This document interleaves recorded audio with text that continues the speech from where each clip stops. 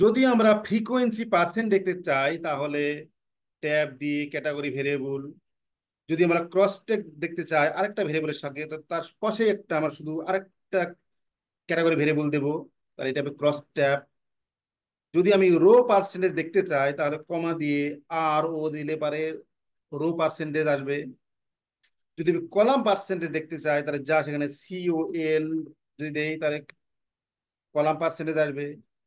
যদি আমি P value চাই তাহলে জাস্ট CH দিলেই আমাদের চলে আসবে।